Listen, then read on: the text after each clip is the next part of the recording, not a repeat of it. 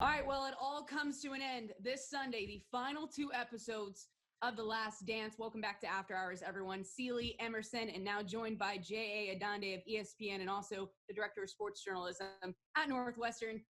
J.A., one of your very first stories at the Washington Post was a wrap-up of MJ's short career with the Birmingham Barons. So take us back in time to that whole experience. Set the scene for us. Well, first, it was so surreal to be in a minor league baseball stadium in Hoover, Alabama, just outside of Birmingham. And there was Michael Jordan, the most famous, most renowned athlete in the world. And he's playing in the outfield for the Birmingham Barons. And that was something I never quite got used to and got over.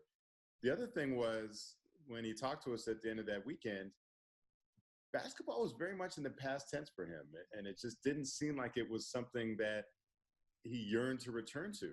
And other people have said that if not for the baseball labor issues that winter, he would have continued at baseball. But once that started up and it looked like there was going to be a strike, and he didn't want to get to the major leagues strictly because of a labor stoppage or a strike and being a replacement player.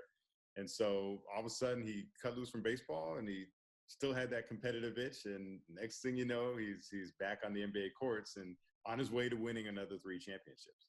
I was going to ask you, what kind of player was he? How did he carry himself around the team? Or was he the same old MJ that we saw on the basketball court? Super competitive, always trash talking. He had that aura, and he would trash talk in the team ping pong games and the couple occasions when they did get up and play some hoops. But he was very humbled. And it's interesting. You always hear players talk about, oh, this is humbling. Like they win the most valuable player award and they said, I'm very humbled. No, you're not. But when you go from being the best in the world at something to striking out and barely hitting 200, then that is humbling. But he did have the work ethic. I just feel like a tall guy is not great for baseball. He had that looping swing. You have a huge strike zone when you're 6'6". So there's some disadvantages that come from being your height when you're Michael Jordan. But he was determined to do it, and he was determined to be a baseball player. That's the thing. He didn't want to be thought of as Michael Jordan playing baseball. He wanted to be thought of as a baseball player at that time. Something else that we got to see that most of us had never seen before is kind of the behind the scenes of Space Jam when he was filming that and the pickup basketball games that were going on. And these weren't YMCA kind of messing around games, were they, J.A.? No, and they were super competitive. And I wrote a story about that a few years ago. And, I talked to some of the guys who had participated. It's funny, I've never spoken with Michael about those games, but I've talked with guys who played there and just the level of competition and just how ruthless was. And one player, Don McClain, who played in the NBA for quite a while, former all-time leading scorer in the old Pac-10 conference out of UCLA. So he gets hot, hits the game-winning shot against Michael, and it's like, okay, I got to go. And he had some business travel they had to do for the next couple of weeks. And Michael was adamant that, you're coming back next week, right? No, I got to be somewhere. Well, you're coming back though, right? Like, okay, I'll come back. And then when he does make it back a couple weeks later, Michael says, all right, I got McClain.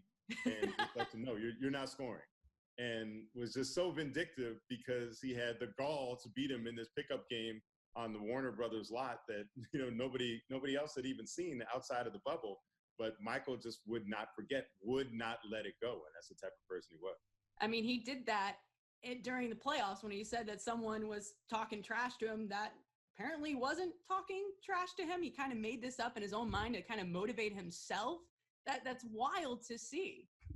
Yeah, it's what he needed. And it's interesting that someone that was so driven, that had so much success, needed to manufacture these type of things. But he constantly, he would take a slight or a perceived slight or an invented slight and do something. One thing that was new to me was the story of George Karl snubbing him at a dinner on the eve of the 1996 NBA Finals, and Michael used that as motivation.